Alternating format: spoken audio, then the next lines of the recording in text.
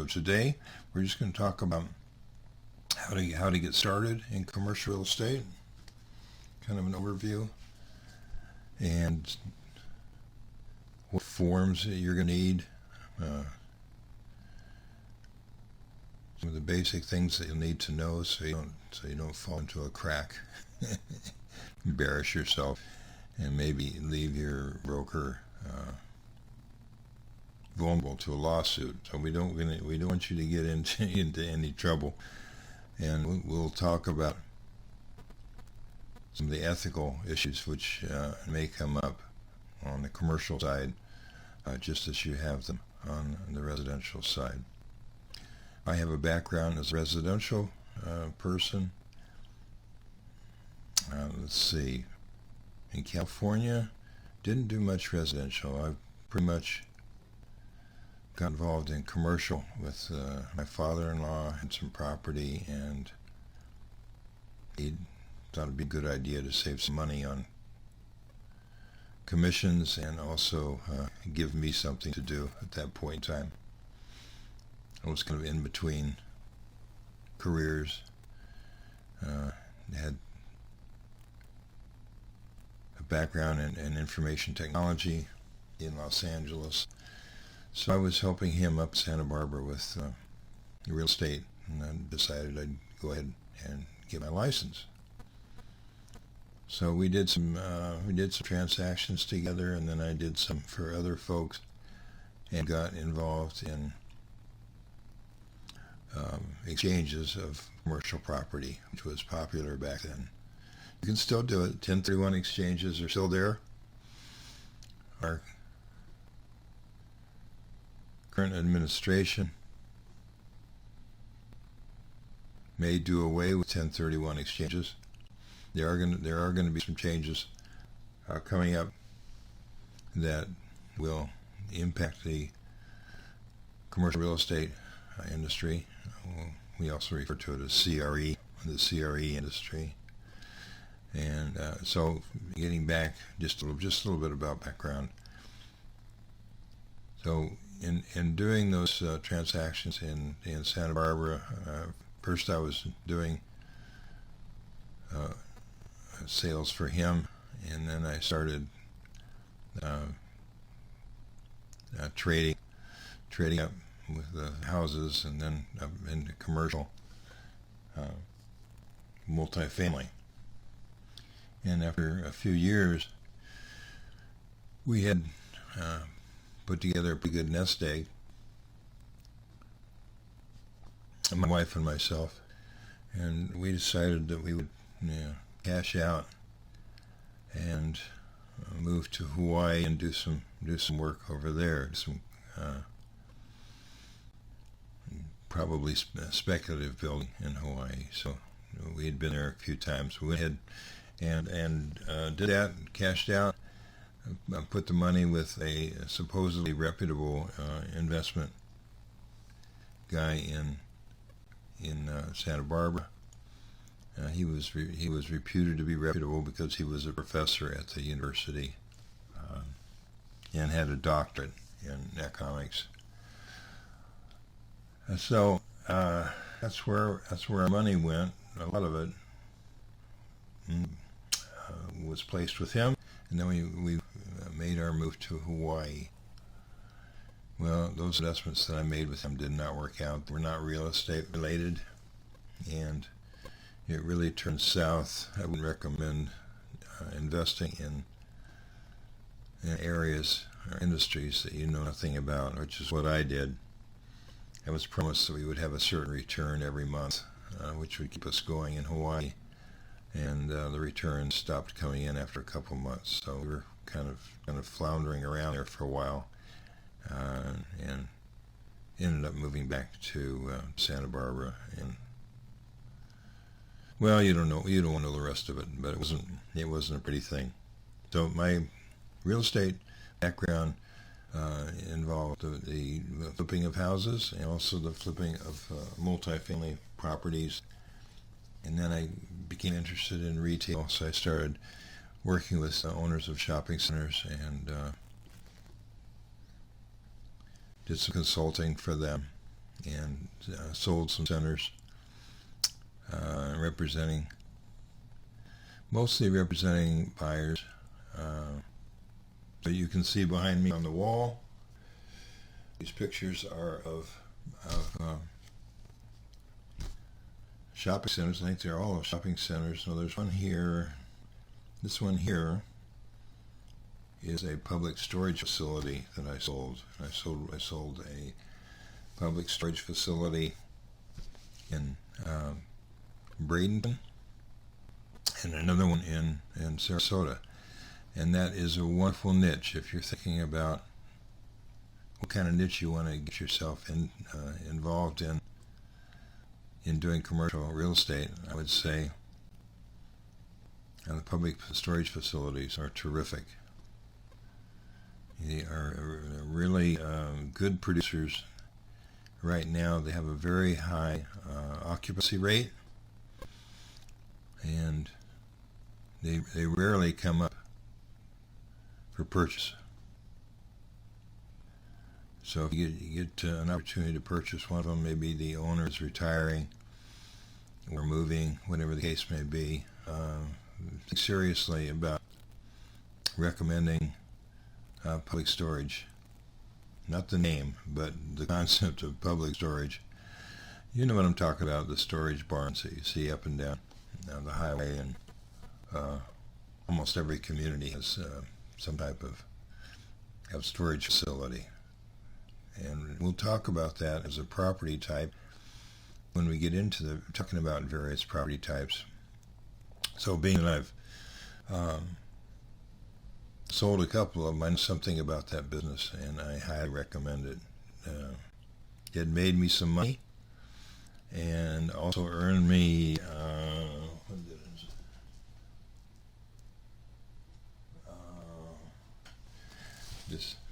this award over here on this side was for my industrial. I think they call it industrial. No, they call it retail. They think of public storage as retail, I guess, because you're working directly with consumers. So I got an award for my sales that year from our local commercial brokers association called FITGAR, and then I got another award for my sales in retail. So I'm pretty conversant in both of those property types. Also in office, sold a lot of office products. So you can probably feel pretty confident in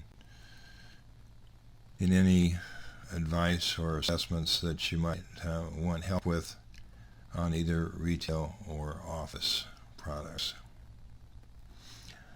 Okay, what else can I say? Well, the CCIM designation, which is something that I hold, is very prized in commercial real estate. It's the top designation that one can hold.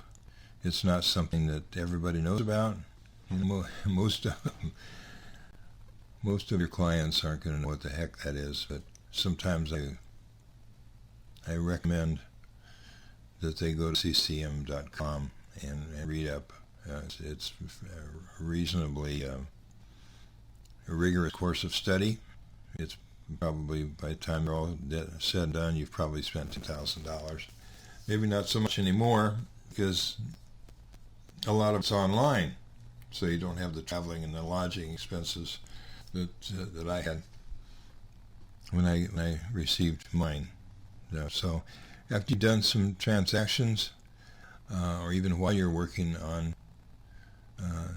making some sales, I recommend you go ahead and start your CCIM coursework. And there's several courses that you have to take. And then at the end, you have to assemble a portfolio, which demonstrates that you've had those sales, proves that you've had those sales. Yeah, and you write up a description of how you participated in that sale. You know, what you did to make that sale. So you document it, and then you forward it on to CCIM, and try and hope that your portfolio is accepted. If your portfolio is accepted, then you are eligible to take the comprehensive test. After you've passed the other coursework, you can take the comprehensive test, and that's a sit-down test. It's given in different places around the country. I think twice a year you have an opportunity to go and take your comprehensive test. And if you pass your comprehensive test, then you are a designated CCIM designee, if you will. I have my award over here. Anyway, it's a lot of work. How important is it? Well, I like to have designations. I've always gone for designations, even when I was in technology. I like to get the designations, and it makes me feel better. It gives me a sense of confidence. And once you have your CCIM, then you can reach out to other CCIMs, and basically you're talking the same language when you're looking at property, or you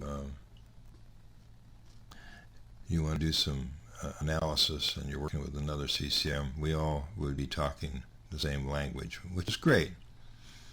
And sometimes, as a residential agent, you'll find that when you want to ask questions about a listing, a commercial listing, and you call the listing agent. Are you able to hear me? I can't tell. I have no live viewers, so hopefully somebody will jump on here. In the meantime, I probably should check and just make sure that this is live. So what I might do is jump on my cell phone here and go to Facebook. Hello, Facebook.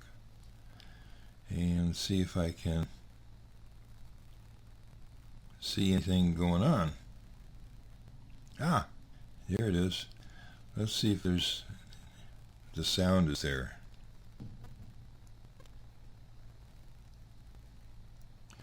Okay, Facebook. Well, even if the sound isn't there, the captions are there. That's great. But I think the sound probably is there. If it's not, you get a chance to read the captions. I think the captions are usually pretty good. It's amazing how the computers can translate the spoken word into captions. So we appreciate that. Thank you, Facebook. This Facebook show, whatever you want to call it, live stream, should be up for, I think, about a month. I'm not real sure when they take it down, but it'll be up for a while. It should be in its entirety. If I were playing music, they might kick me off if there was any copyright situations. But there's nothing here that is plagiarized. It's all my content, or a facsimile of some form that I've used for your benefit. But it's all legit stuff. So tell me if you're on. You can call and ask questions. Or you can say, "Hey Bruce, I'm here. I arrived. I'm watching your training program." I would appreciate hearing from you. So I have a slide show here, which is really a PowerPoint.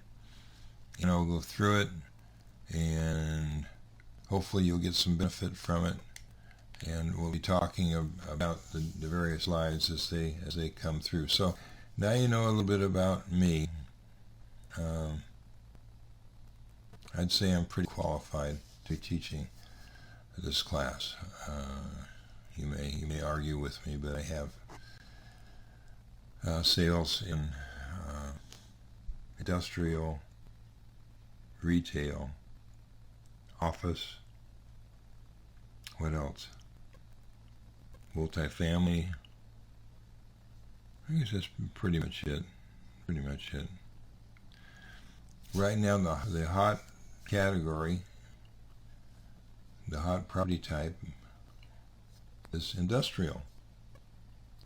So, if that's something you want to get into, that's the hot property type, and it is the hot property type because there's a lot of folks out there looking for places that will work as distribution centers. Still like to, let's see here. Okay. All right. Well, where is the audio? I don't know. Can you hear audio? Yeah, I hope so. Otherwise, it's going to be a long discussion with no sound. So, let's see here. I'm looking at my Facebook.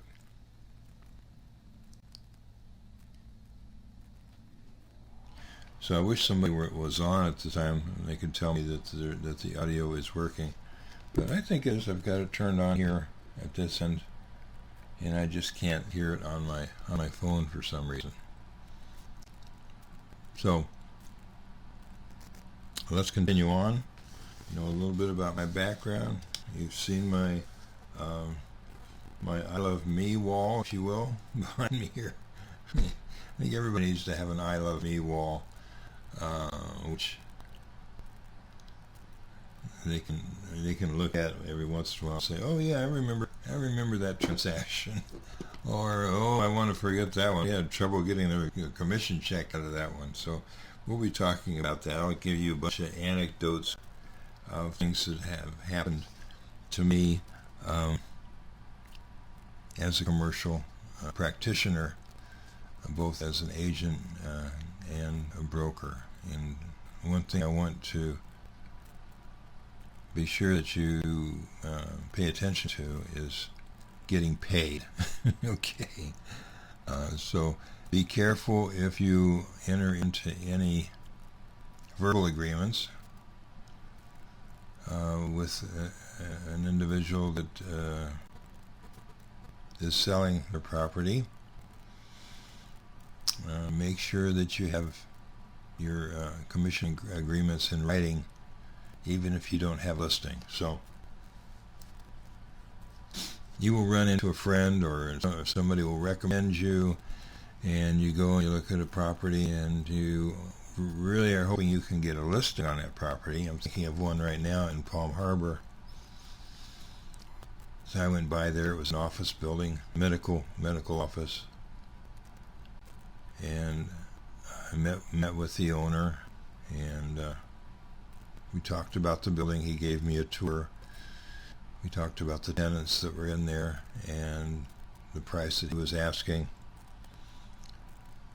And I tried to get him moving towards signing up a listing agreement with me. Oh, I don't do that. I don't sign listing agreements. I got burnt.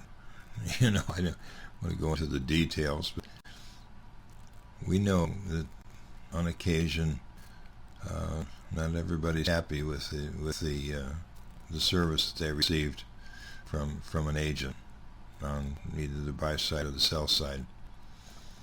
So I said, well, if I find somebody who ends up purchasing your property and closing on the property, will you pay me? And how much will you pay me if I do that? Of course, you'll have to agree to the price and terms. Understand that. But if I bring you a buyer, will I get paid? And he said, yes, I'll pay you if you bring me a buyer. I just won't sign a listing agreement. So, fortunately, I had the good sense to put together a couple paragraphs which explained what would happen if I found a buyer, and put together a little agreement. Okay, it wasn't really a listing agreement, it was a commission agreement.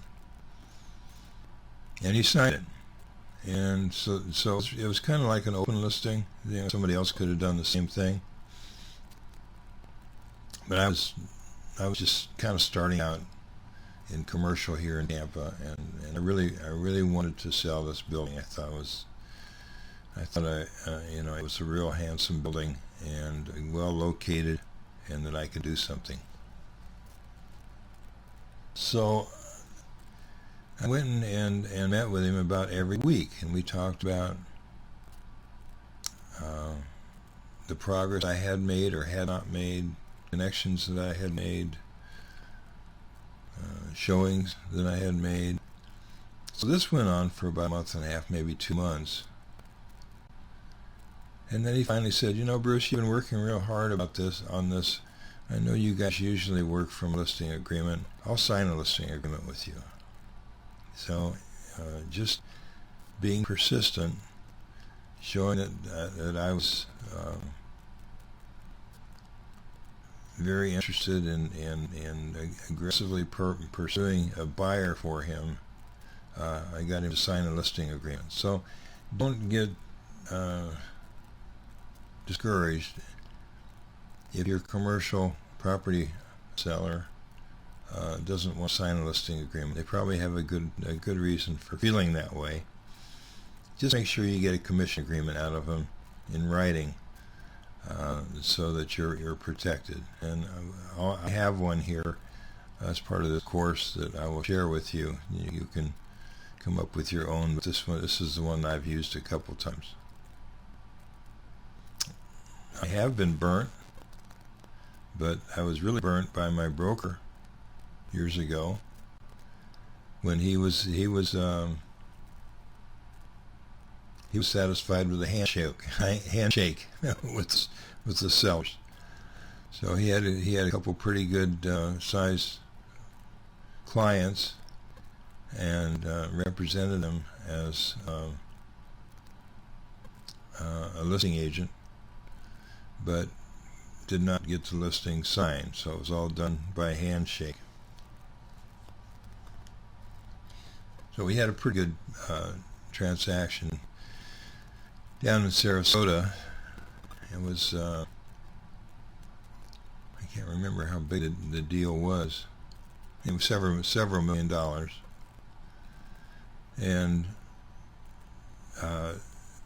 it was closed without us being present, and it was closed without an agreement on how our commission is going to be paid. Always attend the closing if you can. In this case, the seller was an attorney, a big shot attorney in Sarasota, and he was just trying to stiff us. That's just the way he was. Very difficult guy. So we had to sue. And eventually, the moral of the story is, we finally got paid. Okay, so make sure you have that commission agreement. And backing up a little bit to the previous transaction I was talking about, where I got the listing agreement, and then a person from what's that company down in Sarasota? I think of it right off. Anyway, they brought a buyer. I was representing the seller. They brought a buyer, and the buyer was kind of a pain in the ass. I'll tell you why in a minute, but the crux of the story is we get to the closing, and there was a dispute at the closing about the amount of the purchase, and also how the commission was going to be paid. So it looked like we were going to lose the deal unless we agreed, the listing agent and myself. I'm the listing agent, myself and the buyer's agent, unless we agreed to reduce our commission. We were cutting our commission in half. And not only that, we cut the commission, but we also had to take part of it as a note. Okay, promissory note. And it was a promissory note executed by the buyer in this case. The buyer was going to pay us the commission, the shortage on the commission, because the seller had already made other concessions. And to get the deal through, the buyer said, I'll pay their commissions, but they have to take it as a note. So, oh, don't you love it?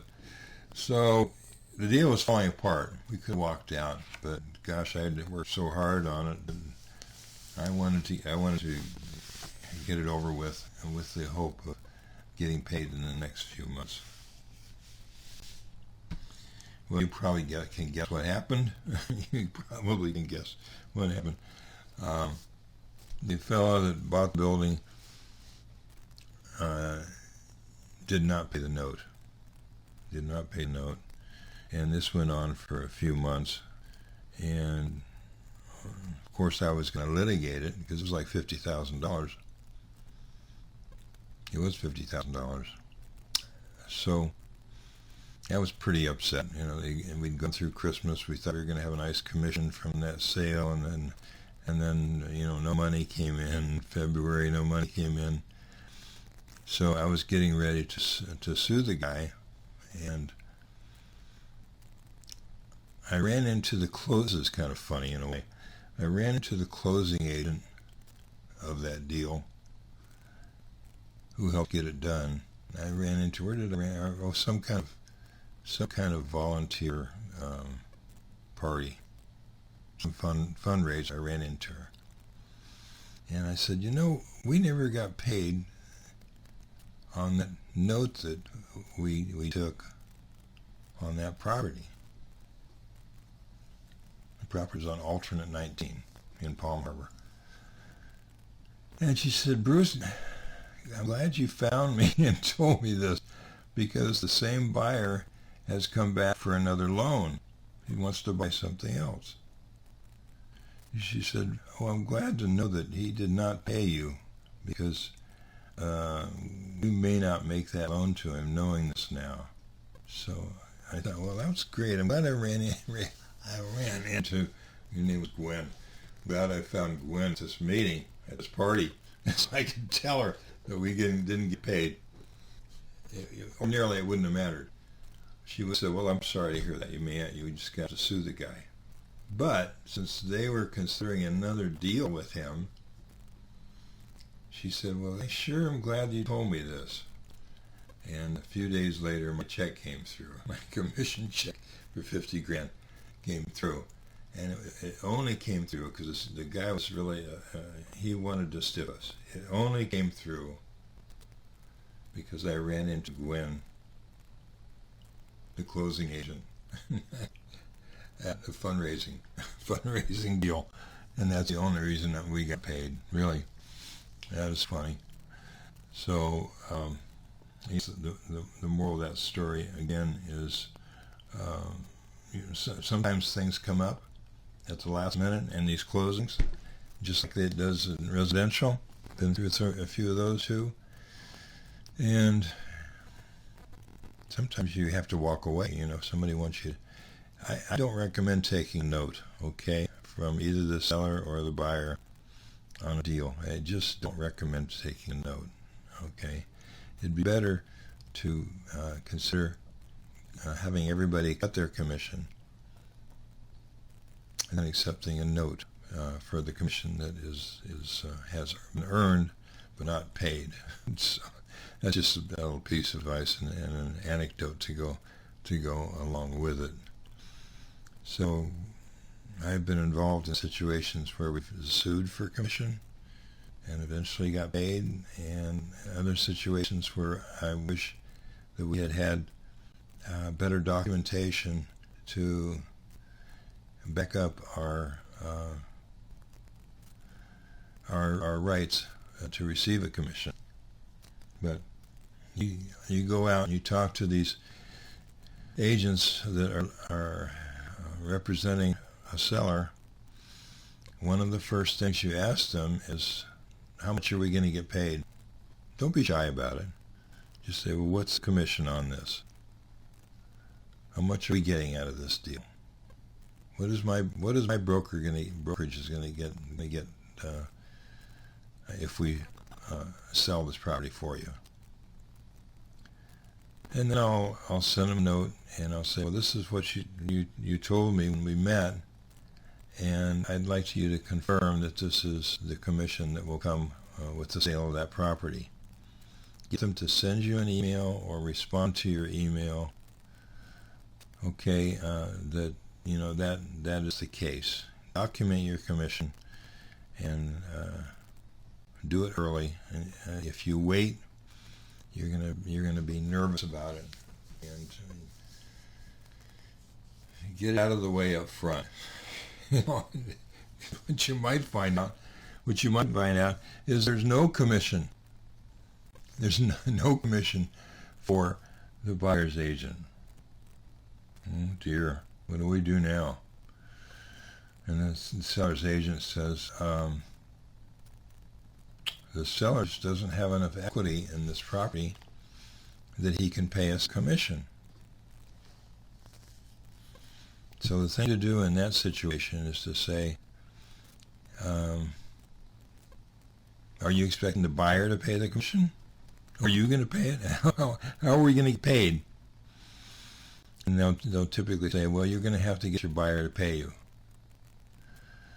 Well, that's not something you want to have a discussion about with your buyer, but if it's a distressed property, maybe it's a bank-owned property, maybe it might very well be true that the seller does not have enough equity in the deal to pay your commission. Typically, the seller does pay the commission in Florida. So you're going to have that heart-to-heart talk with your buyer and just say, well, here's the deal. It's a problem property. It's a distressed sale.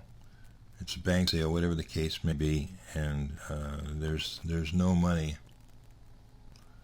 There's no money left over to pay a commission. So we're not going to get paid unless you can help us, and we can maybe adjust the price, whatever you want to do. But the seller can't pay us commission for our services, and they recommended that we talk to you about that. So try to find out if your buyer will work with you and pay your commission, and if so, get that in writing, get everything in writing. Cover yourself. There isn't a lot of distressed property right now. There isn't a lot of distressed property right now, but in past years when we've had a lot of foreclosures. Let's see who this is. This is Bruce. Hello. How are you? Who's this? This is Rhonda. Is this Paul Cradle? Can you call me back in about an hour? That'd be good. Thank you.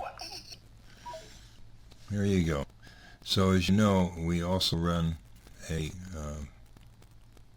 nonprofit cat sanctuary here at our home. We have about 30 cats. This is some woman calling. She probably wants to find a home for a senior cat, which is what we do here at Cat's Cradle. We've been doing it for about 6 years, and it keeps us pretty busy. So you may find in the future we have another class. And our next class is we're going to talk about retail. We're going to talk about retail properties. You want to tune in for that. I may actually be doing live stream from the sanctuary instead of from my office here, so I think that'll be fun. There'll be cats all over the place. You'll probably be seeing cats on the camera. Won't that be great? So we were just talking about making sure you know that you're going to get paid, okay? And normally it's by the seller, but if the seller is unable to pay you, then you're going to have to ask the buyer to do that. I don't know if you've ever done that if you're in residential. I don't know if that has ever come up, but you need to make sure you're getting paid so you're not working for nothing, okay, and document it. Write the agreement. Don't let them write it. You write the agreement that you're going to get paid if you bring a buyer and the buyer closes on the property. Here's how you're going to get paid. Otherwise, you're not making your broker very happy if you get into some agreement with some commercial guy, and he's just trying to get some advice and waste your time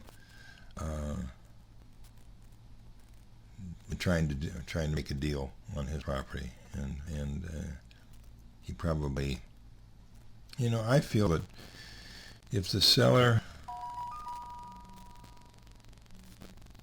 who's this? If the seller is not motivated, I'm answering it because I'm expecting a call on this line for the class. This is Bruce. Hello. You're where? This is Emmanuel from Racoma. Oh, hey. Good to hear you. Can you call me in about an hour? I'm on a webinar right now. Okay, got it. Thank you. All right, there you go. Now you know all my business. All right. That's good. So I guess that's enough talk about commissions. You can always, if you get into a situation where it's questionable as to whether you're going to get paid, send me a note and let's see if we can figure out a way out. Recently, well, not so recently now, but in the past, there have been some changes to the commercial contract which allows you to put a lien on a property where it was sold and you're owed commission. You can put a lien on that property. So that's wonderful. It's if you're having difficulty getting paid, put a lien on the property, and that kind of limits what the buyer can do with that property without satisfying that lien. He isn't going to be able to get a mortgage. He isn't going to be able to sell it. You're eventually going to get paid if you're able to have a lien on the property. So that's something that's fairly recent. It's in the contract. We start talking about contracts. We will we'll go over that clause in the contract. It's a great way to protect us from unscrupulous sellers that want to take advantage of us. Okay. All right. So we know a little bit about commissions. We've heard some anecdotes, and we got some advice from Bruce, who's acting like a Dutch uncle today, giving out advice right and left. But make sure some of those commission checks are sizable, so it's important to document what's going to happen if the property's sold. Okay, very important. I don't care who you're working with. This group down in Sarasota, well-known realtor down there, she didn't do a great job managing her buyer on that deal where the buyer stuck us with a note. Okay, she had a very problematic buyer there. I kind of spotted him from the beginning that he was going to be a problem. So he was a problem, but we finally got paid after about 6 months or whatever it was. So if you've got it looks like we got a viewer online here. Would you please type in a comment that you can hear us? You can hear me, the live viewer. I want to be sure that the audio is working on this. I think it is, but I can't be sure. Facebook has to pick up along with the video, of course. So anyway, we're glad you're watching it, whether you're watching it real time or you're watching it as a replay. We're glad you're here, and I'm going to start going through the text that I really wanted to convey to you today. Let me switch cameras here, and we'll go to the PowerPoint demonstration. Okay, the commercial training overview. All right, that's exciting.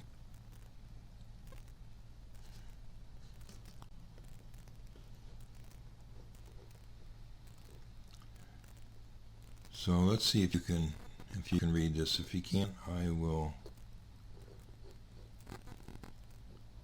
zoom in, and then we'll have a better shot of reading it. Okay, in our office we have all the forms that you need. It's on our website, all the forms that you need to do commercial. We have the listing agreements, and we have purchase and sale agreements. We have other related agreements. They're all on our website. And if you can't find something that you need, you probably should check with Forms Simplicity. You should have access to Forms Simplicity if you are a member of MLS. I think it's free. They have some commercial forms on Forms Simplicity. The comment here is we have all the resources to help you close your deals, and that's true. You know, our office is one of the largest in the state, and we have access to inspectors, and we have access to attorneys, and of course we have our own title insurance company. So a lot of the things that need to be done to close a commercial deal can be done with the resources we have at our office. If you need a mentor, I'm available to provide mentoring, and you just have to sign an agreement. The agreement says that Bruce is mentoring me and in commercial real estate, and I'm going to give him a portion of the first 3 sales, and the mentoring agreement is active for 1 year. Then after 1 year, you can continue, or you can go on your own. Maybe you want to go on your own. Maybe you feel like you're smart enough after a year that you can go on your own. That's good. That's good. If you want to go further, if you want to go beyond a year in terms of getting help, then we can talk about that too. And if you are a mentee, I'll give you a copy of all these slides that are here, because I know some of them are pretty hard to read. That's why I'm interpreting them for you.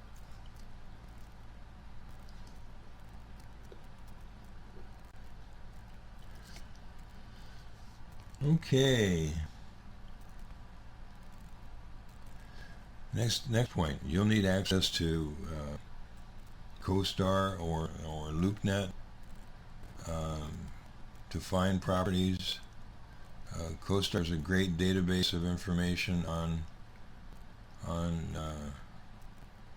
just about every commercial improved property in terms of the property characteristics, and also past sales and assessed value.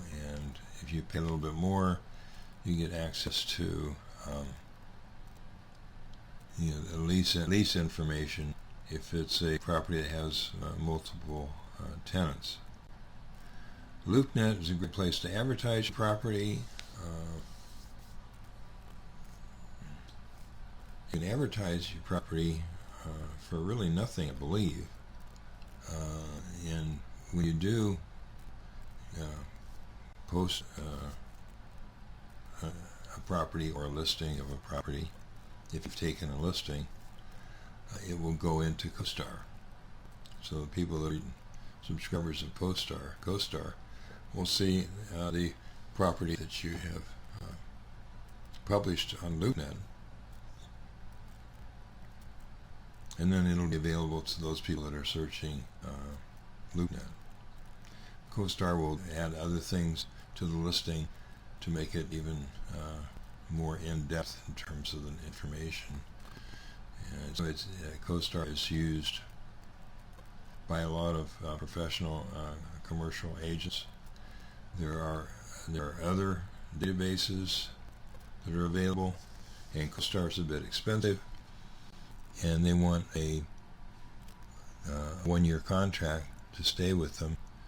But if you are doing just a couple transactions a year, it's probably worth it to belong to CoStar. I belong to CoStar off and on for probably 10 years, and CoStar did purchase LoopNet, which was a separate company, a couple of years ago. So they're kind of folded in to each other, and it's I guess it's a pretty good marriage. So when I say that the listings are free, what you may not know is that a buyer can post their own property on LoopNet without the help of an agent. I'm not crazy about that. I wish they would tighten that up. So we're losing out on those that are being represented by, I meant seller, I didn't mean buyer, and post their own property on LoopNet without the benefit of an agent. And then they are, of course, they're trying to reach the buyer directly, either the actual buyer or the buyer's agent. And they're hoping that they will link up to the LoopNet listing and call them directly in. So you're talking directly with the seller. So the seller's talking to the buyer's agent or just the buyer. So it becomes kind of a buy-owner situation on the commercial side. Now, many of these guys are going to get tired of answering phone calls and doing things that the prospects want you to do in representing your own property. You have to do those things, and they get tired of it and they start looking for an agent. So if you're out there and you find these buy-owner situations on the commercial side, go after them just like you go after them if they were residential buy-owner properties. They're going to get tired, want to answer the phone, they can't answer some of the questions that an agent could answer. They may be afraid they're going to get into trouble if they do something wrong, which they will, all the forms and so forth. So after a period of time, these folks think that they can save some money by representing themselves as the seller, representing their property as the seller. They find that they're either not up to it or they're just too busy to bother with it. That's where you come in. And you say, well, let me take over. Let me see what I can do. I think I can. I've got resources. I think I can find you a buyer that you can't find. So then you put on your marketing hat and talk about how you're going to reach out and find a buyer for them. That's your job. And if you can't get a listing for a property that's been for sale for some time, maybe you're in the wrong line of business. But you need to find out why that property has been for sale. It may be a problem property. There may be some issues there. There may be structural issues with the property, occupancy issues, location issues, use issues. Maybe it's not the best use of that property, the way it's being used right now. So there's been something. There's something there that's kept that property from selling, and it's up to you to kind of figure out why it hasn't sold, and tell the seller what you're going to do to overcome those objections. You may end up making some recommendations. I had a little strip center in Largo, right there on. I'll think of it in a minute. but it's like 10 units right on the main drag, and it just looks sad. And the rents were under market, and the occupancy wasn't high. So I talked to the seller, and I got the listing, and I said, look, what we need to do is we need to get another type of tenant in here that is willing to pay more money, and maybe even a national brand. We can get a national brand that'll sign a long-term lease, then we can probably get more rent for the other tenants. He agreed. He thought, well, let's upgrade our tenants. Let's change the tenant mix a little bit. Maybe apply to the ethnic community, whatever it might be. Something that would generate, back here to me, something that would generate, let's do picture-in-picture, that's always fun. And there I am. Now I can go back to the PowerPoint. So I said, what are we talking about? So I said, here's what we're going to have to do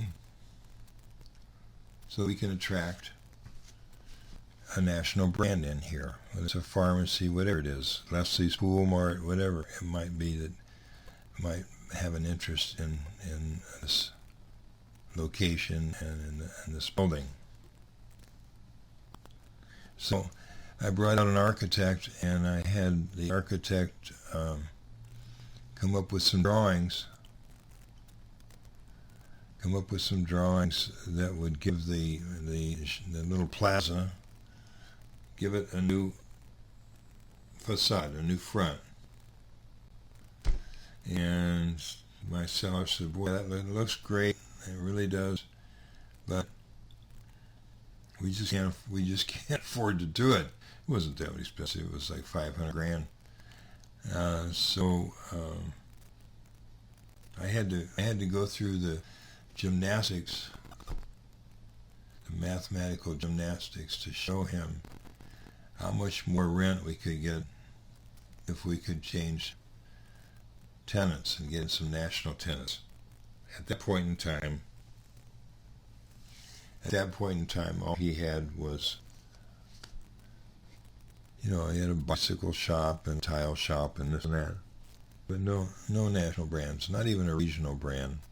So after I did the calculations and showed him what would be possible with that little plaza, he went ahead and did it, and sure enough, we got some good tenants, and I was able to sell that plaza for a lot more than he would have received if he kept it in its original condition.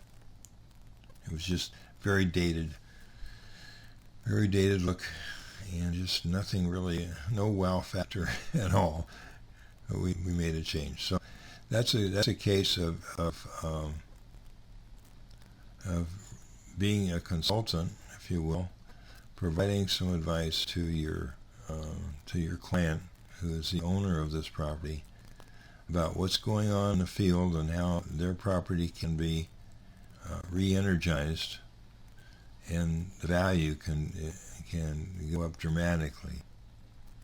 Now, I knew something about this before I talked to my client, because I'd been to the International Council of Shopping Centers convention it was in Las Vegas. I'd been there twice. It was in Las Vegas that time. And I was looking at all the shopping centers that were going up around the country and getting a feel for the architecture and the color schemes that were being used by these big-time builders. They knew a lot more about it than I did. So I came back to Tampa and was able to talk to shopping center owners about trends, color schemes, designs, those things that are going to draw tenants to your shopping center. Of course, if your shopping center doesn't have good bones, or it doesn't have enough parking, I mean, there are things that that have to happen to attract a national brand. So if you go to one of these meetings, they're usually in Las Vegas or Orlando or in LA, and they're wonderful, just wonderful. If you're interested in retail and you want to know what's going on with malls and power centers and other types of retail projects, that's the best place to go, because all the builders are there, the developers, everybody having to do with shopping centers is going to be at the International Council of Shopping Centers convention. Yeah, I think it's about $800 to get in, and then of course you have to get there. But it's money well spent. Then you can talk from the perspective of somebody that has, in fact, an opportunity to learn these things, where you wouldn't if you stayed in your own little box and just were talking with your colleagues in the office. That's not going to do it. If you want to represent shopping centers, and I do recommend it, it's tough right now, very tough right now. There's so many things going on that are working against the mom and pop shopping center. There are not enough business formations, especially small businesses, that are looking for a place, for an outlet for their whatever it might be. So they turn to e-commerce, and that's where we lose a lot of these. We lose folks due to the economy, and we also lose folks that decide that they can sell stuff online. So they list stuff with eBay and with Amazon and some of the other folks. Some of them are doing well doing that. Some of them are doing better doing it that way as opposed to a brick and mortar situation. So that's another opportunity you can have working with business owners, and talk to them how they can use the modern economy to reach out to buyers, either with their brick and mortar store and also online. Ran into a guy that had a concept I thought was really pretty cool. He had a warehouse in our area, and he had split it up. It's kind of a barn arrangement, a long building, and he split it up into, I think it was 6 different areas, and each area was rented out to someone that had their own store, online store. So people left their garages, which is where they had been running their store, and they would come into this building, and then they would have a space where they could do product demos, and they could do their bookwork, and all the stuff that they'd been doing out of the garage. They now had a place that they could get out of the garage and actually have a showroom, if you will, for whatever products it was that they were representing, whether it was exercise equipment, pots and pans for a kitchen, whatever it might be. So there were 6 different, I don't want to call them cubes. They weren't cubes. They were open areas. There was partition between each one of them, but there were six of them all lined up in this barn building, and they all had their designated area for their online stores. And they kept their inventory in there, and at the end of this barn, this is pretty cool, at the end of this barn, he had a guy that did nothing but shipping. So you would use your little space and you sell something, and then you take it to the back, and it would be shipped out. So that was a real cool concept. He asked me at one time. He asked me, Bruce, can you find me a bigger space? I've got more folks that want to come in here. So here, there's an idea for you guys. If you're enterprising, it'd be a fun thing to do. Fun thing to talk about with another entrepreneurial individual that is looking to do something in real estate. Build one of these e-commerce centers, I guess. And I'm not sure what you'd call them, but it was very successful. So there's a variation, if you will, on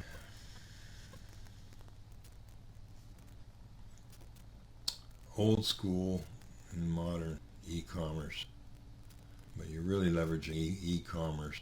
You have a brick and mortar, but the brick and mortar is just a stall in a barn. Nobody knows it. Of course, it looks real good on camera, but that's really what you have. And then in the back you have your shipping department. So everybody shares the shipping department. And I thought that was a cool idea. I haven't found him another place yet, but that's something that you guys can think about, okay, in terms of the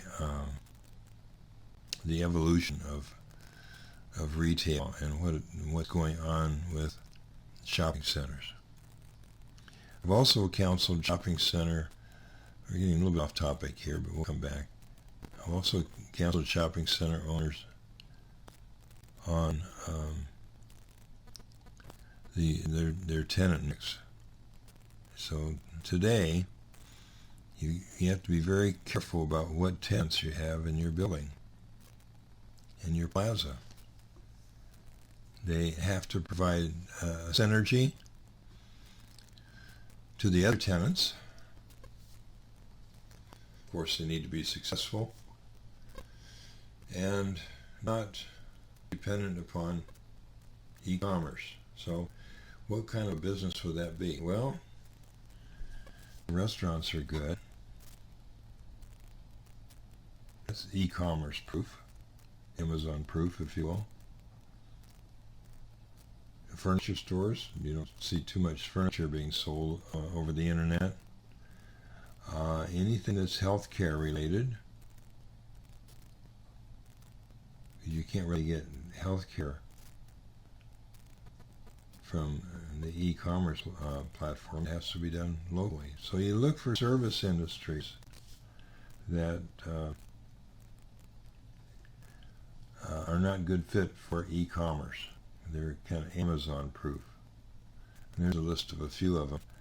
So if you've got somebody in there that is selling something that can also be purchased from Amazon, it's probably going to be tough. Probably going to be tough for them. Okay, price-wise, it's going to be tough. And then you have the whole shipping thing, and you're competing against Amazon. Amazon now is they're creating their own brands, which makes it tough for an individual to try to sell their stuff on Amazon. Still a wonderful place to do business, but it's becoming more complicated. So that's kind of what's happening with the little retail centers. Some of them are being converted for other use. Some of them are not configured in such a way that can happen. In fact, if you're putting a restaurant into a retail center, it's great, but it's expensive to build out a restaurant. So it's expensive to build out a restaurant. You may have to put in a second bathroom. Very probably you will. Of course, you have to have 2 exits. Some of these little strip centers don't have an exit in the back. Kind of depends on the footprint of the parcel that they're on, whether you can put an exit in the back, but you may have to. There are certain concessions that you're going to need to make ADA concessions for American Disabilities Act. Your bathrooms have to be up to snuff to support folks that have disabilities. You need to have at least one bathroom that is ADA compliant. I think that's the rule, and it'd be a unisex bathroom. It is expensive putting in restrooms. Many times you have to use a concrete cutter and cut through your store so you can do all the plumbing. In addition to that, if you're converting to a restaurant use, you probably have to put in a grease trap and maybe a hood for over your cooking area. And the last one I did was a little pizzeria, and we took a 1,500 square foot unit in a typical shopping plaza and wanted to put in a pizzeria. The guy was from the north and he wanted to retire from Tampa, and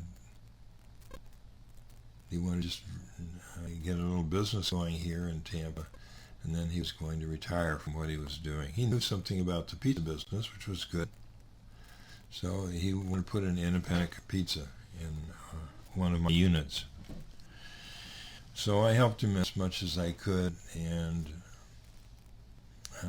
working with the health department and the building code department, all these different agencies really slowed down the progress of his pizzeria. The health department wanted the bathrooms reconfigured, and the grease trap was expensive because you had to you cut a line through the middle of the kitchen area into the concrete, and in the hood that goes over the oven stove. That's pretty expensive. It's hard to get a hood for less than $1,500. And then he had to think about things like signage and furniture and equipment.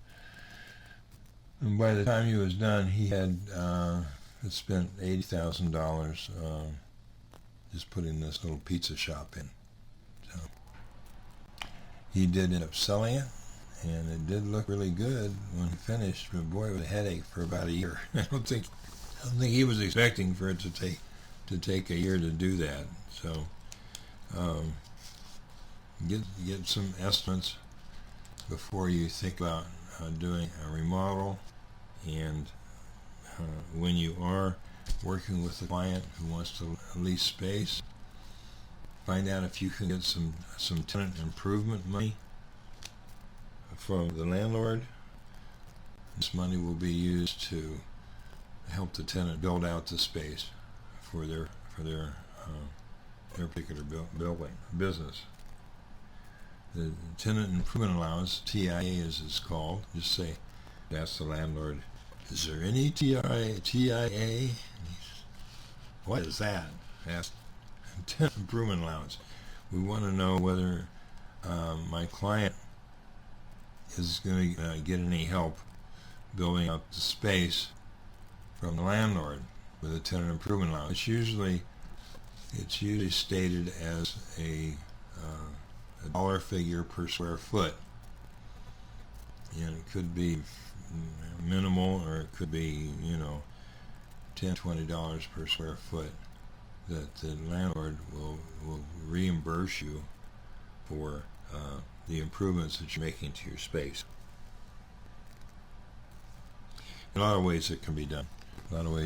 You can have the landlord can hire the construction crew and do the supervision, or you can do it yourself and just present receipts to the landlord so that you can get reimbursed for the money that you spent, up to the $10 per square foot or whatever it is. That seems to be the preferred way to do it, because that way you can control how much is being spent. And if the landlord's doing other work, you don't know whether there's a kickback or whatever. I don't want to say anything negative about it, but it would be nice. I think you'd feel more comfortable if you were hiring the people, you're supervising the people, and if the work was done up to code, and it was there was a permit pulled and it was signed off as being finished, completed, and you're ready to open for business, that's probably the best way to go. But many of these larger plazas, they have their own construction companies that they use for build outs, and you may not even have a choice. Now, we're going to talk a lot about that. We can get into discussing retail in the next segment. So let's move along with this. Getting back to where we were, I think you're going to need to have a mentor, or you can just move over to our commercial division, and then you can pretty much do what you want. But if you're on the residential side, I think our broker wants you to have be supervised. He has to limit his risk by making sure that you're not saying something out there that's going to come back and bite the broker on the butt. So that usually means that you need a mentor to get up to speed on commercial. And you can stay on the residential side if you have a mentor to help you with your commercial deals. But as far as I know, you don't need a mentor on the commercial side. If you decide to do exclusively commercial, you can avoid that if that's something you want to do. I would recommend it. I've done mentoring, and I probably will continue to do mentoring. You're welcome to drop me a note if you have an interest in that.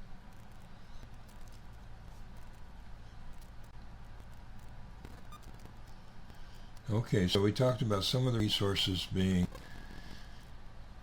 where you put your listings and where you find product, and that would be the CoStar and LoopNet.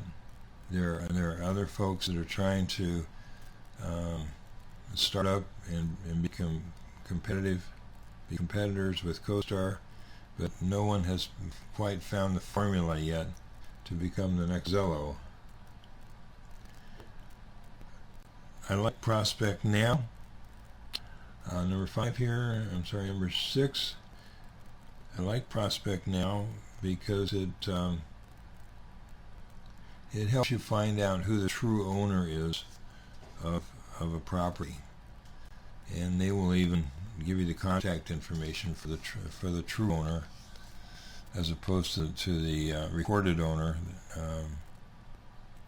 They'll drill down and find out who the true owner is and give you their address, and sometimes they also have their phone number and email address, so you can send them out. I've used Prospect Now to send out mailers, and they will do that. You compose it, you send it up to them and say, I want to send out 500 of these letters that you've composed to all the car washes around Florida, owners of all the car washes around Florida, and they can make it happen. But if you don't have that, then you're going to have to do your own printing, stuffing, and mailing. You're going to have to do that yourself. It's not much fun. I don't like it. I had a lady that helped me with that, and it was she did it. As she was watching TV, she would take these letters and fold them and stuff them in an envelope, and then if I had a brochure, she'd put that in there with it and a business card. She would do all that, and she would even take it to the post office, and then I would just pay her for her time and for the postage. FITCAR, Florida Gulf Coast Association of Realtors, number 7 here, is our local commercial real estate board, and they're good. I belonged to them for quite a while. The awards that I showed you earlier are from FITCAR when I was a member of FITCAR, Many, I would say 80% of the commercial agents in the area are members of FITGAR, and then they have their own CIE, Commercial Information Exchange, which is like their own database. It's kind of like an MLS for commercial. So it's something to check into. I wouldn't say it's absolutely mandatory, but they do have meetings and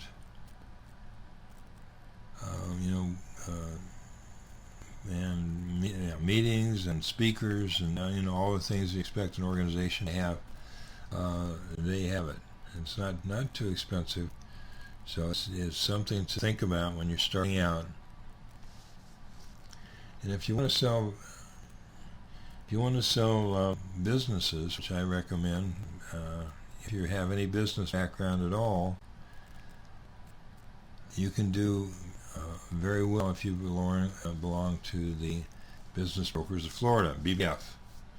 And I belonged to BBF for quite a few years. They also have meetings with speakers, and they do a good job of educating their members. And it's relatively inexpensive. I think it's like $250 a year to belong to the Business Brokers of Florida. The catch is, right now, they limit their membership to folks that are only on the commercial side. So if you're on the residential side of your office, you can't belong to BBF. It's kind of like if you're on the commercial side of the office, you can't join MLS. So it's kind of the way it works is kind of frustrating for us. But if you want to sell businesses, it's a good way of filling in for those periods of time where you're not getting much activity and you're on home sales or other sales. And you can turn to two things. You turn to selling business opportunities with and without real estate, or you turn to leasing. Leasing is a good way to backfill those periods when your pipeline may not be full.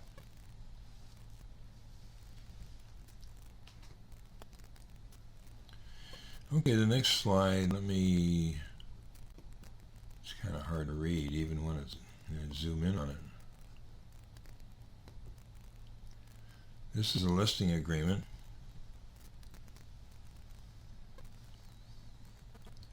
And we'll just go over a little bit of this. We take the formal class, we'll take a much better look at this document. It's important, as you can imagine. The listing agreement is somewhat similar to what you have on the residential side. Let me get my little avatar up here. Let's see. There I am. Okay.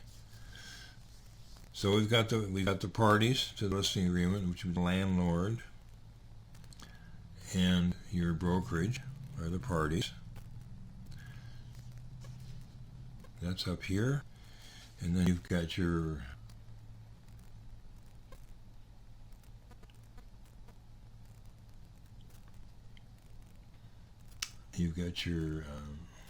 description, your legal description. And your address would be up here. Address, legal description. And then the asking price is going to be down here. You can see that. Hang on, let me do a couple things here. Let me zoom in.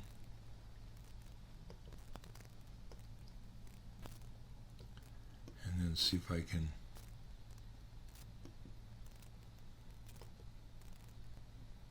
once I zoom in, I can't use the pointer, but you can see where it says legal description and the price, and then further there's some questions that need to answer. And you need to state that you're going to put an MLS or you're not going to put an MLS. So some commercial owners don't want their property listed in MLS. I'd recommend you go ahead and put it in MLS. You never know, you might find somebody in MLS. Typically the commercial buyers and the commercial brokers don't look for property on MLS because property is more likely to be found on CoStar or LoopNet or one of the other databases than MLS.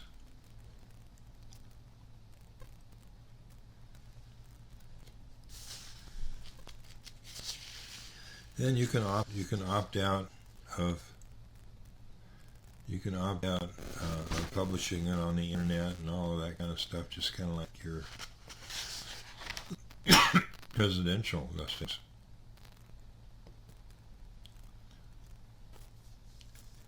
And then I guess an important part that we can talk about is this part down here where it discusses the commission. So in this particular one, the seller has agreed to pay a 3% commission to the listing agent company, and if there's a co-broker involved, they also get 3%.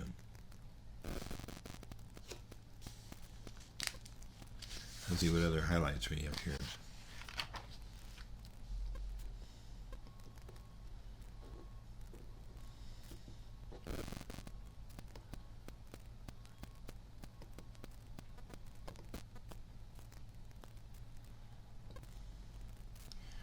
Top of this page goes further discussion of how the commission is going to be paid, and then the commission is going to be 6% of the gross sale, and it's going to be split between the seller's broker and the buyer's agent, seller's agent and the buyer's agent, 3% each side. Doesn't have to be that way. It's not like MLS where whatever is stated in MLS is pretty much what goes. When you're talking commercial and you're discussing big deals, the commission could be small. It could be 1%, 2%. So how is that going to be split up? You may have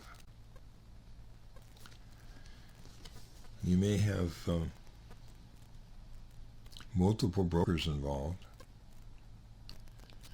and each one of them wants a piece of the pie. So you've got your listing agent, and then someone may see that listing and they think that it's a good listing. They don't happen to have a buyer, but they know another company that might have a buyer for it. So you got three guys on the mule here, and somehow the commission has to be split over the three guys. So if that happens and you're the guy in the middle where you've referred this listing to another agent, you're in the weakest position. So I had that situation on a deal, and of course, if the commission gets squeezed, you guess who gets squeezed out the most? It's the guy in the middle, right? So you've got, in that situation, you've got the buyer's rep. That's an agent working directly with the buyer. You have a seller's rep. He's the guy that took the listing and is selling the listing. Then you've got the guy in the middle who did a referral to the buyer's rep. So somehow that's going to have to be arranged as to who's going to get what. And it can get complicated to the point where you've got the seller is paying some of the commission and the buyer is also paying some of the commission. So the commission gets put into a pool, and then there has to be an agreement among all the agents and brokerages as to how that pool is going to be split up. If it's, it may be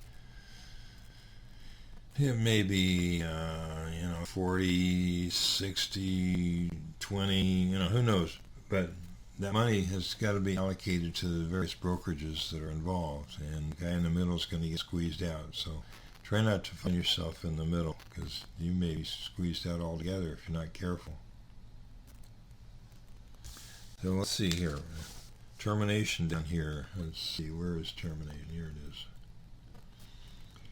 I always say zero. Zero will be charged the seller in the event he wants out. The seller's unhappy with the services that you've provided.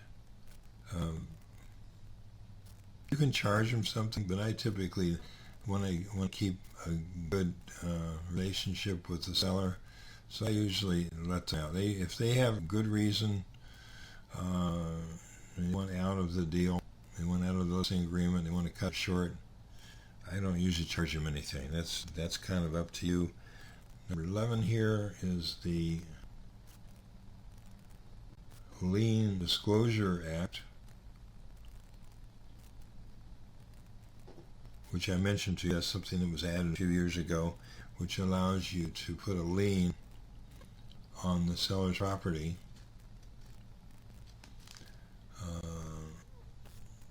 which will probably be the property of the buyer when it closes. But anyway, you've got a lien on that property for the commission that you are owed. That's a good thing.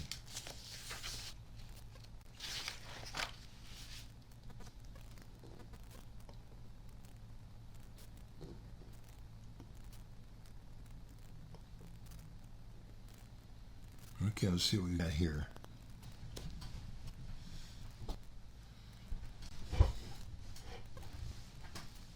Ooh, sorry about that. Okay, just getting things straightened out here. So this is the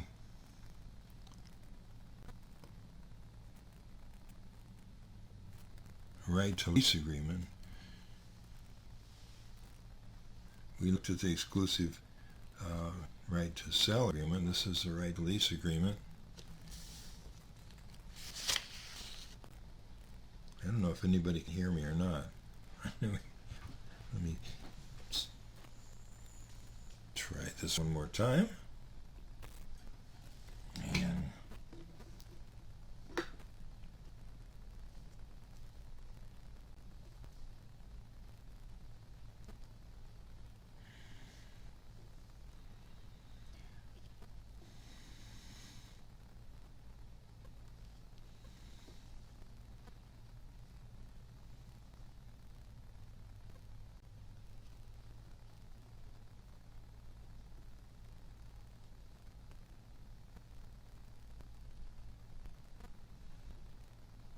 I'm still not sure whether this audio is working.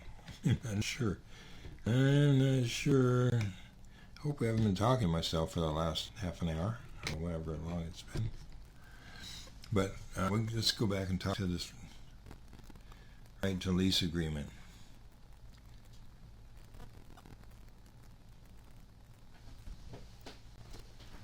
Let's step away for just a second here.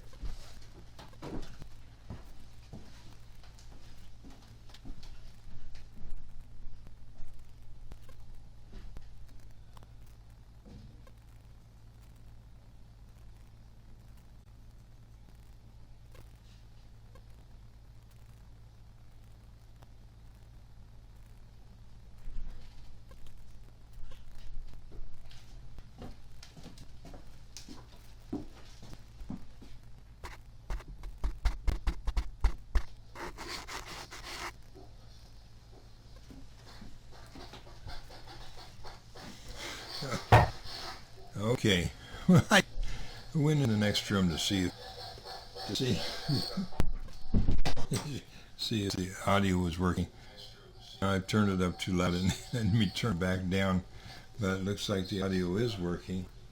So let me turn it back down in the next room. Turn it back down, but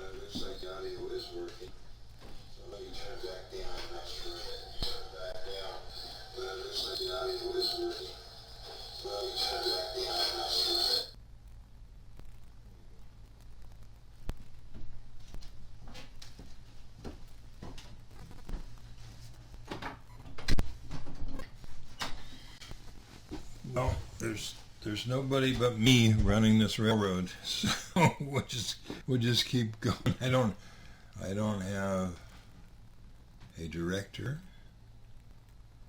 or an audio tech or a cameraman or someone to handle the switching between cameras.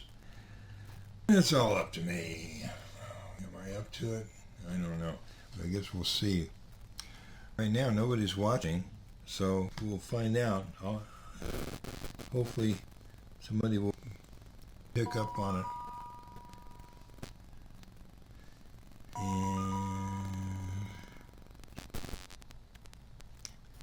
All right, I was hoping that was one of my team members calling in with a question on what we're covering here, but it was somebody else. So, right to lease agreement. So, if you want to help somebody lease out their building or lease out a unit in their building, this is what you're going to need to have signed.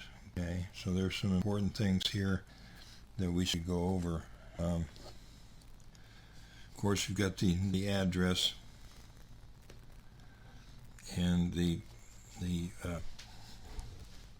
owner's name and the name of the real estate company that's going to be representing the owner. Next line is the term of the listing. When does it start and when does it end? Okay, so it's not an open-ended right to lease. There's a term involved.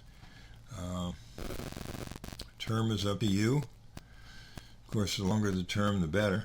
It gives you more time to find somebody. But if you ask the owner for a long, extended time to find a seller, not a seller, but a tenant, they may say no. They may say no. I'm going to give you 60 days. See what you can do in 60 days. There you go. So then it becomes a 60 days right to lease agreement. After that, you've got the address and the parcel number of the building, and you want to specify which unit it is, if it is a specific unit. Coming down here to the rental rate. The rental rate is going to be expressed as a dollar amount per square foot on an annual basis. So in this case, the tenant's going to pay $20 per square foot, and that's based for a year. So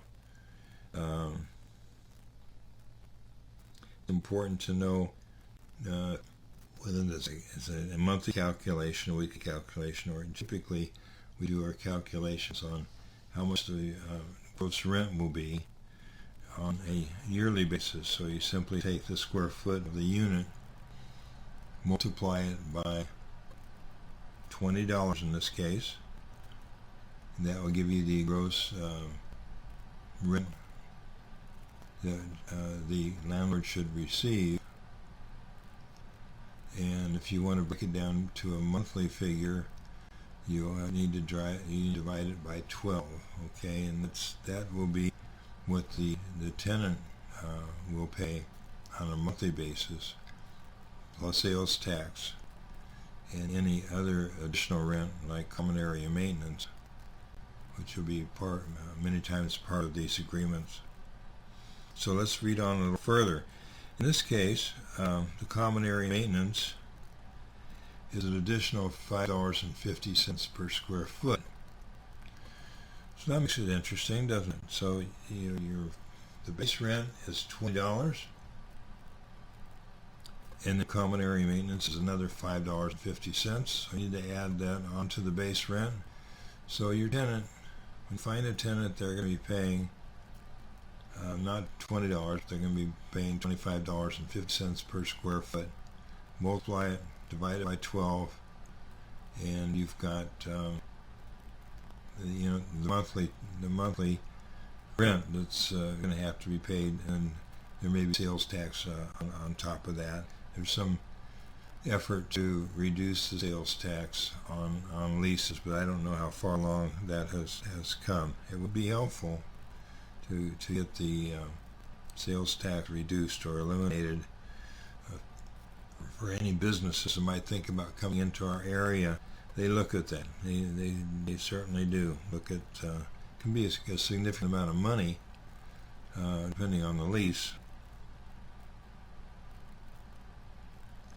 So going a little further down here, we do the favor of calculating what the rent will be based upon the CAM and the base rent. And then if there's a security deposit, I can put a pointer up here, let's see. But if I do that, I think I lose my ability to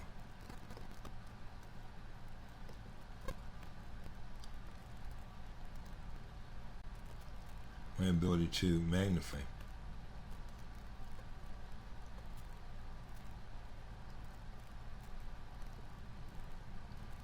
Alright, well anyway, come down in section B, and there is a place where you specify if there's a security deposit, how much the monthly rent will be. That way you can tell your client, if you are being the tenant rep, if you're representing the tenant, about what he's going to have to pay every month.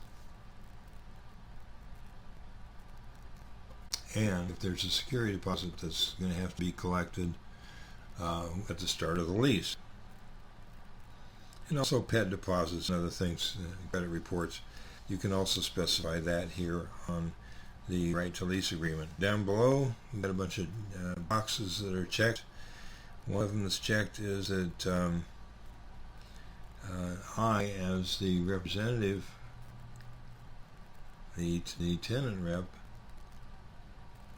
first X is allowing me to display signs on the property. So I'd love to be able to say for lease by XYZ company, but you need to get the landlord's approval. Not every landlord wants it known that they're leasing space in their building.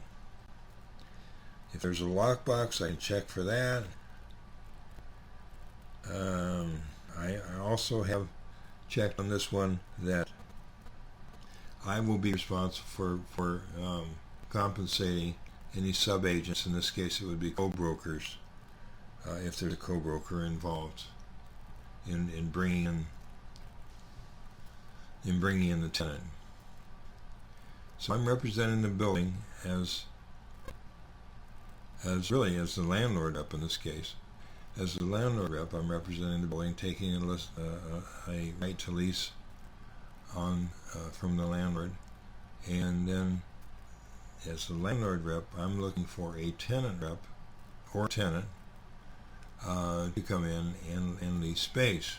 So it's easy to get these terms confused. So the tenant rep is an individual that actually finds tenants and then finds a good building for that tenant to be in. That's the tenant rep. Tenant rep is it's really a good designation. It's something that, like I said, it's something that you can do to make a little extra money between sales. You do a little leasing, and you get paid commission by being a tenant rep.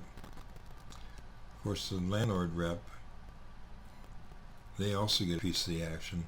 So there's going to be, and we'll get to it here in a little bit, but there's some description as to how these monies are going to be collected from the landlord. And it also says that I complete the lease form as prescribed by law. And what we don't want to do is we don't want to put too many stipulations in the lease form, which may involve some legalese that we should probably stay away from. Okay. We ought to use the clauses that are available to us that have already been written and approved by FAR, and use those Don't make up your own if you can avoid it.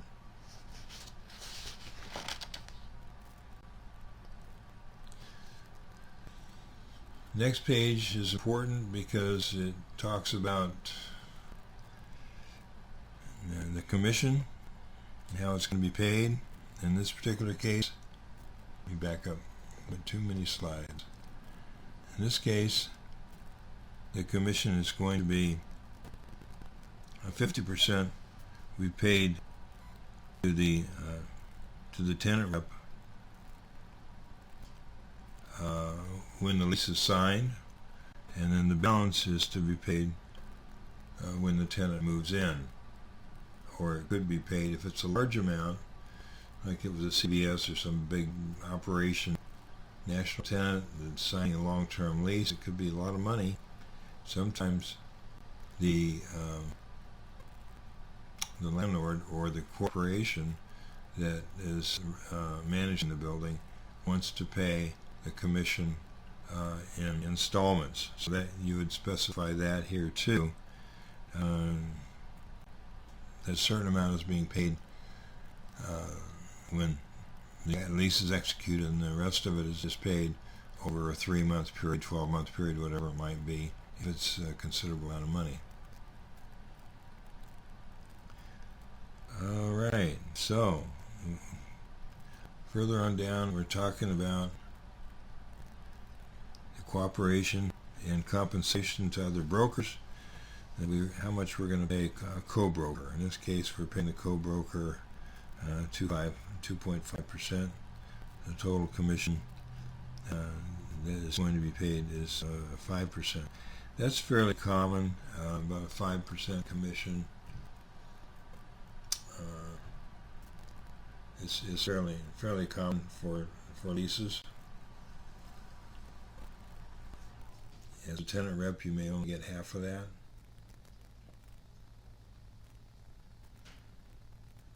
If there's you only get half of that if you are in this case, the owner offer a compensation of 2.5% of the gross value of the lease, and offer another 2.5% to a broker who has no brokerage relationship with the owner, who in other words a co-broker.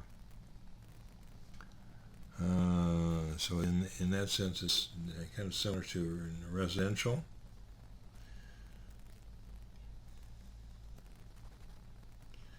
If you're the guy that has the right to lease arrangement with the landlord, and you find the tenant, then you're going to get the entire 5%, right? If you bring in a tenant rep who's bringing actually the tenant, then you're going to have to split that 5%, 2.5% for each side. I hope I didn't muck that up too much, but it's a lot like the residential side, except you have a little bit more flexibility with commercial.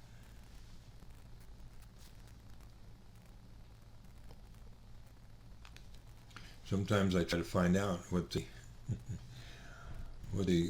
real commission split is, because it isn't always even for the listing rep and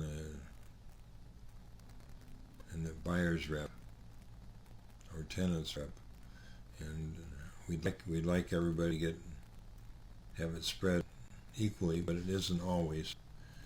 And you can kick up a fuss if you want, but really it's the listing agent has the final word on that.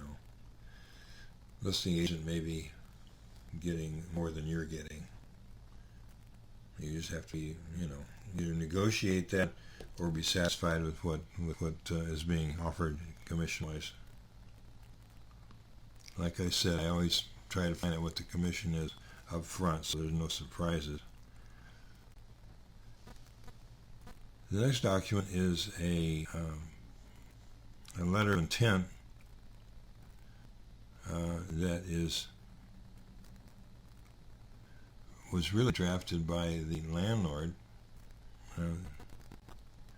not saying it's unusual, but the tenant that wants to move into that building, many times they will present their own letter of intent. But sometimes the landlord has their own template, their own internally developed LOI that they will give out to the tenant rep and say, well, this is the form that we're using. If you can, use this form with your client.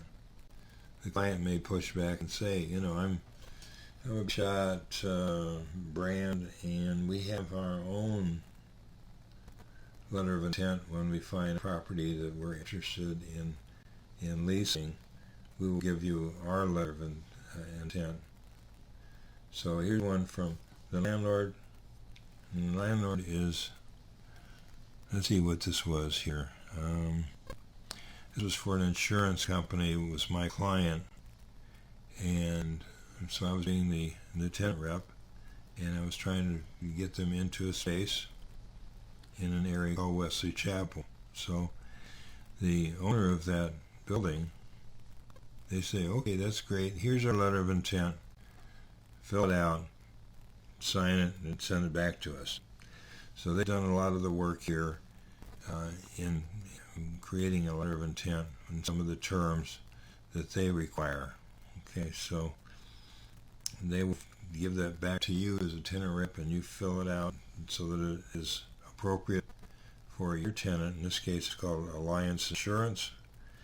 And down at the bottom, we can see that the description of the property is provided, which unit it is, and the number of square feet, and the physical address.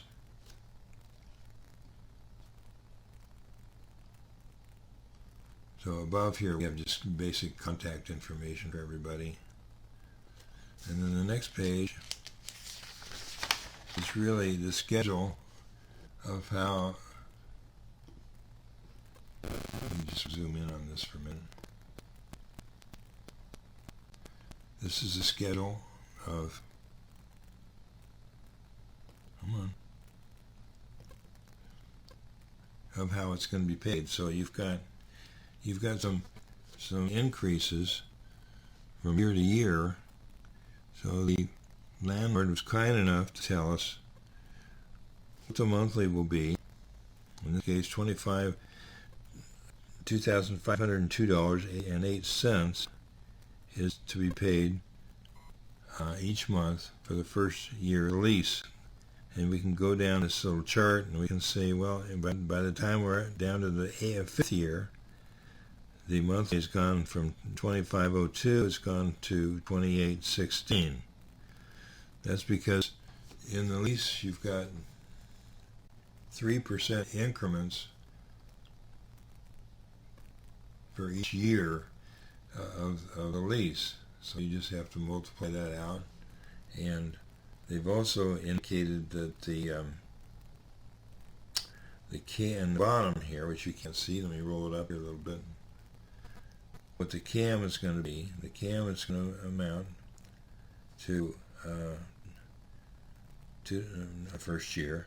The CAM is going to amount to $2.96 for property insurance, which covers the building, and $2.79 for real estate taxes. So you add those two together, and you have your CAM for.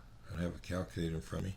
You've got your CAM, which also gets added to the monthly that I described earlier, $2,502, and you add to that the $296, and then the $279, and that'll give you the total amount that you have to pay every month, plus any applicable taxes. So it's nice that the landlord has broken this down, makes it easier for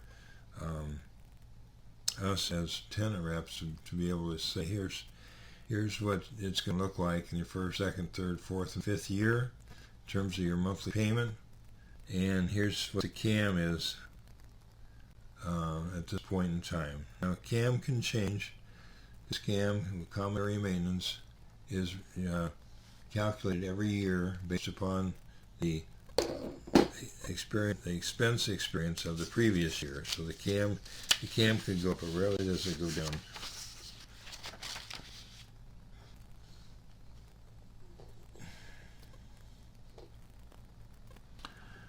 And the next page, in this section here, and I'll try to zoom in.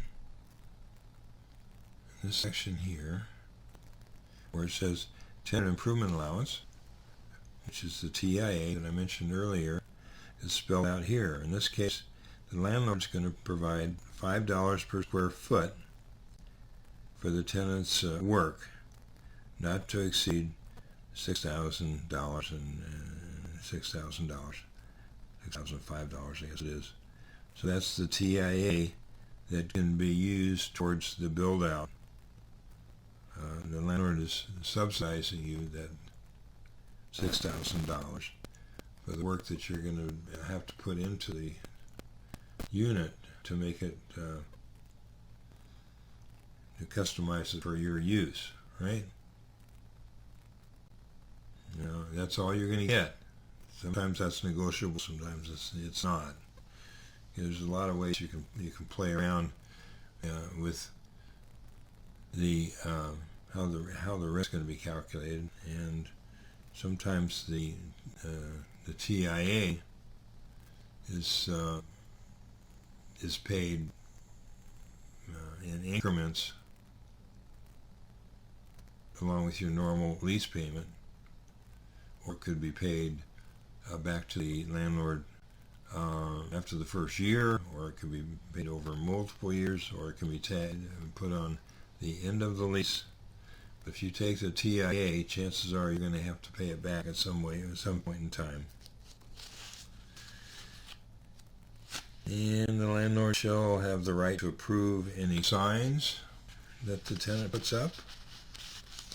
So there's a high probability that the sign that you're going to put on the outside of the building has to be approved by the landlord, and many landlords have an architectural criteria that you have to follow in the construction of your sign. There are different styles of building signs, and a lot of landlords want all the tenants to have the same style of sign, whether it be block lettering, whether it's illuminated or not, whether you're allowed logos. Sometimes the landlords will provide signage on the road in the form of a monument that they have out there, or a pylon. And sometimes they won't. You know, sometimes there's not enough space on the sign that they have at the road to accommodate your business.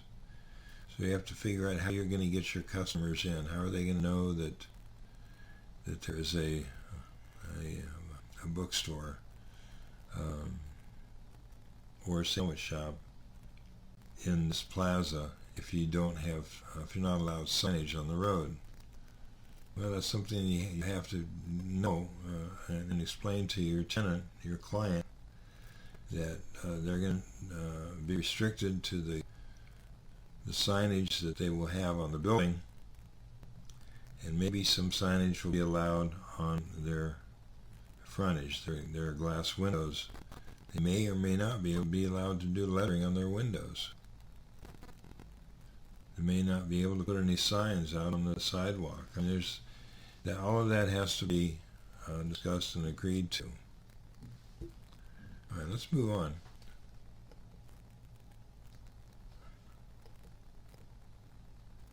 So if you're going to be in commercial, you're probably going to want to have a business card that shows that you're in commercial. So this is one I have used. This is Retail Property Specialist, Sales, Leasing, and Investments. You can make up your own. Title, like Retail Property Specialist.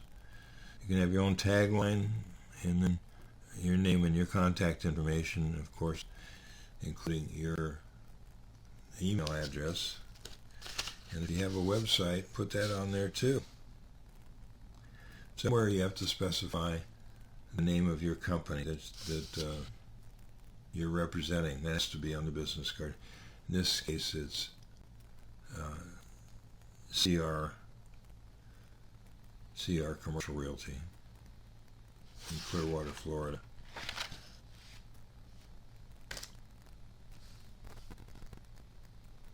Here's another version of card.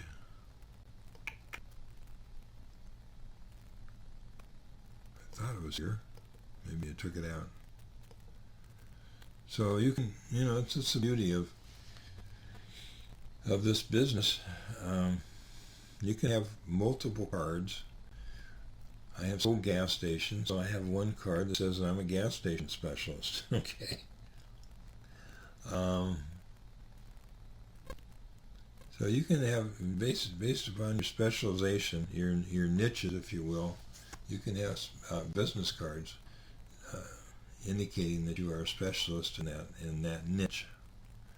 I wouldn't say that you necessarily should say specialist if you haven't done any sales, but that's entirely up to you. You need to have something that's eye-catching and memorable. Some of my signs say that I am an investment property advisor. That's true too.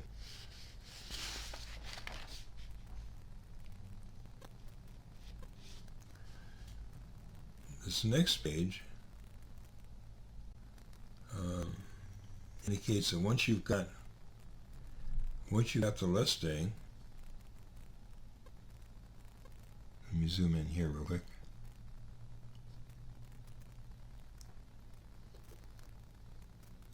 Come on. Once you've got the listing, then you need to have a marketing plan. In fact, you might create this marketing plan for a property that you want to list and give it to the landlord. Whether you plan to list a space for lease in his building, or maybe the building itself, you want to sell for the landlord.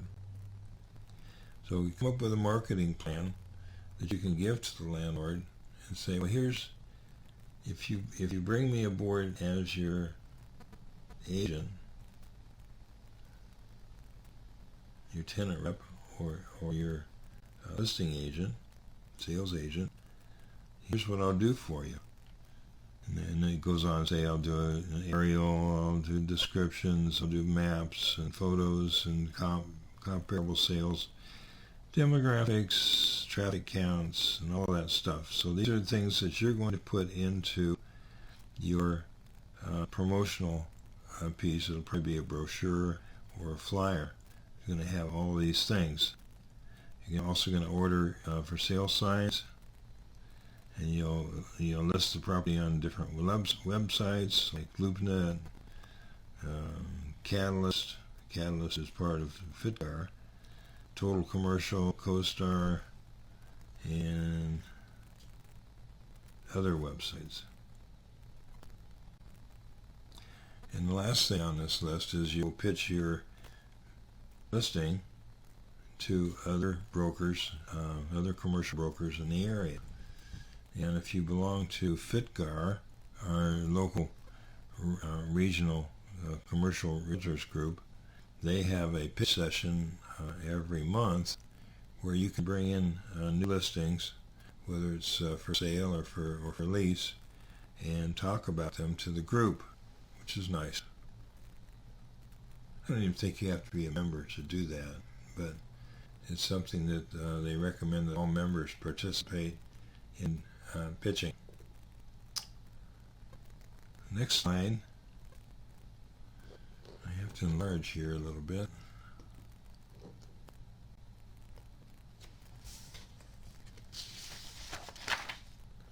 It's another marketing plan.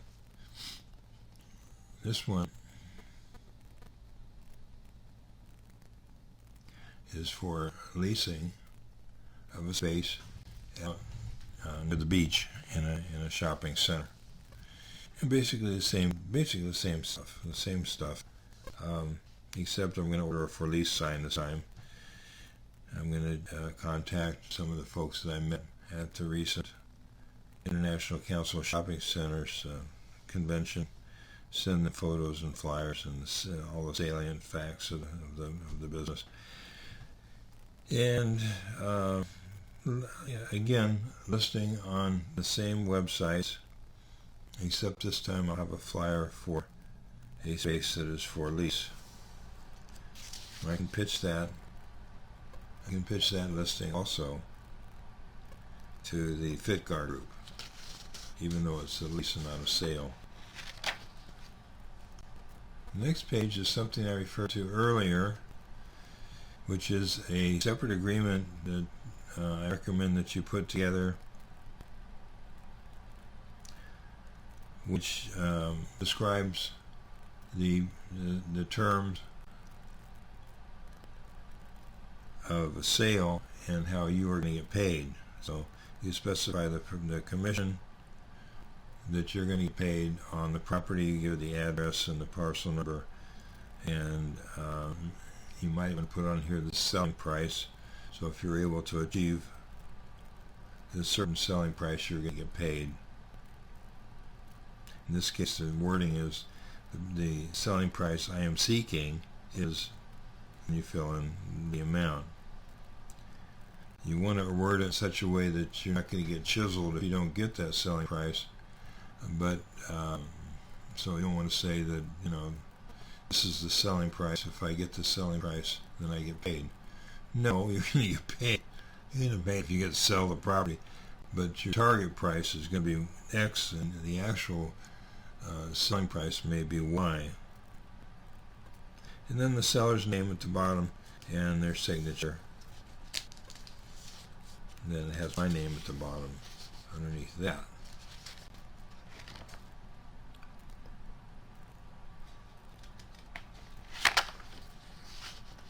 Okay, the next slide is a referral agreement. As a commercial broker, if you decide to be a commercial broker, you may get referrals from the residential side. Sometimes the residential people are asked to take, by their client, they're asked to take a commercial deal, and they don't want to do it, but they want somebody to do it, so they'll refer it to someone either on the residential side that's working commercial, or refer it to the commercial division. So you need to document the referral arrangement with this form, specifying the brokers involved, the broker that's doing the referring and the broker that's receiving the referral. We specified on this form. It's up to you what you want to charge.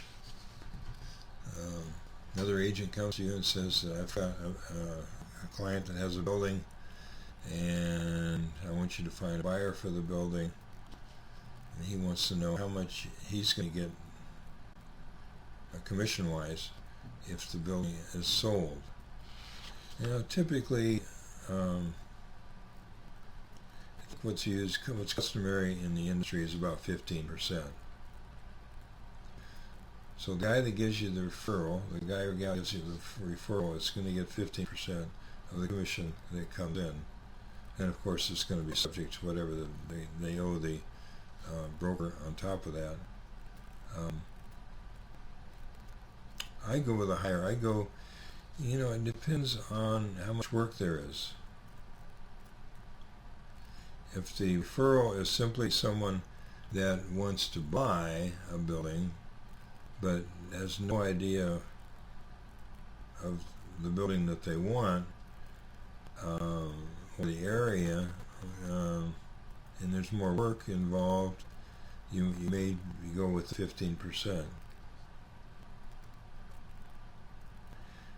If the individual that is the client of the residential agent has a building and has a buyer, and they basically want you to do the deal and do it safely, then you may want to pay him more. because it's less work for you, right?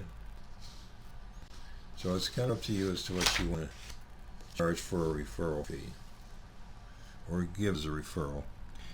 The next sheet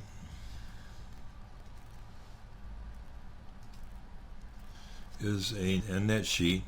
This is the last. Yay!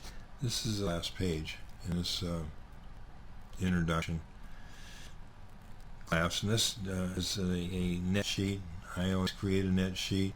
I used to do it for residential sales. I definitely do it for commercial sales, so that the buyer has a good sense of what he's going to need when he closes. And you might do, if your client is the seller, you do one for him. Sometimes you do both. Sometimes there's some negotiation that results from the buyer or the seller looking at the net sheet and saying, well, I'm not going to pay that. So they try to push it to the other side. Sometimes they're lucky if they do, but I guess probably the thing that's the most contentious is the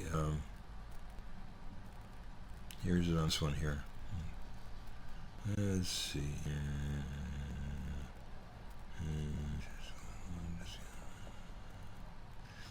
Probably the one that's the most contentious is the doc stamps. Let me see if I can enlarge this.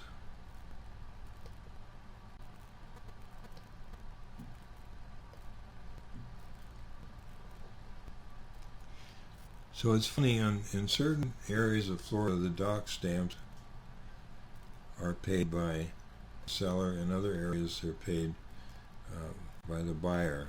In Hillsborough County, I think it's pretty much the case up here, it's customary for the seller to pay the doc stamps, which could be thousands of dollars on a commercial deal. And they may want to push the doc stamps to the other side, and there's nothing wrong with that. It's just something to negotiate how the doc stamps are going to be paid.